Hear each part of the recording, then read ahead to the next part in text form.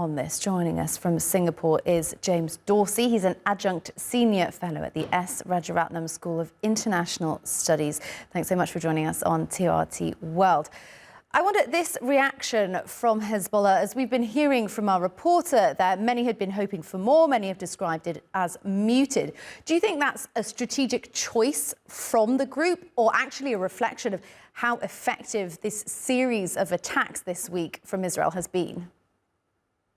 I think your correspondent in Beirut, Priyanka, very well portrayed the tightrope that Hezbollah is walking.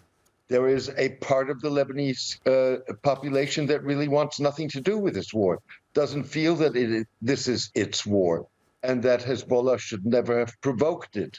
Keep in mind that Hezbollah linked the Israeli attack on Gaza to combat operations that it initiated on the Lebanese-Israeli border.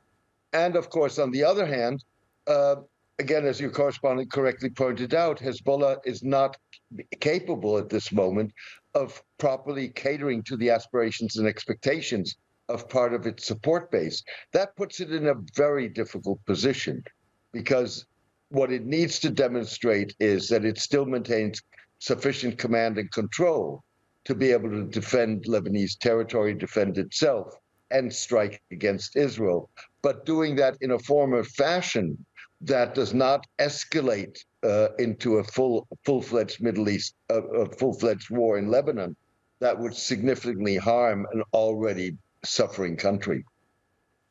What's next then, do you think? If you, as you're saying, you think Hezbollah are keen not to escalate into a fully fledged conflict, what do you expect to happen next? Do you predict Israel going about some kind of heavy bombing followed by a ground invasion with perhaps those troops that we've seen being gathered on the border, something like we saw in Gaza, or not at all? Well, I think it could come to that. What I think that the Israeli objective at this point is going to be is to exploit the blows that it has dealt Hezbollah, both in terms with both with the exploding communication devices as well as the killing of Ibrahim Akil, a prominent military commander. That it will hope to exploit that with further military action to convince Hezbollah to withdraw for all practical purposes towards the Litani River, which means withdrawing some 30 kilometers north of the Israeli-Lebanese border, which would then enable Israel to declare the border zone safe again and allow its evacuated population to return. And you mentioned the return of those citizens to the north of Israel. It's interesting that that has now been added to the Israeli government's war goals, and a slight reframing, I think, of the northern conflict for them. Meanwhile, the US has kind of agreed that, yeah, that is a good war goal, and hasn't really done very much in the last week, if we're honest.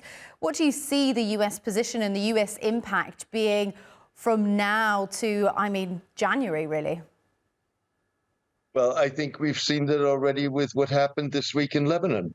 With other words, President Biden's special envoy, Adam Hochstein, had barely left Israel when the communication devices exploded. As Netanyahu, the Israeli prime minister, was very clear in his meetings with Hochstein that Israel was going to do what it felt it needed to do, irrespective of what American advice was. American advice was not to escalate. American advice was to negotiate, not something that Israel at this point is willing to do. I don't think that the United States is going to fundamentally change its position, particularly not in the run-up to an election, which is less than 2 months away. All right, interesting stuff. James Dorsey, thank you so much for joining us on TRT World. Thank you for having me. Pleasure.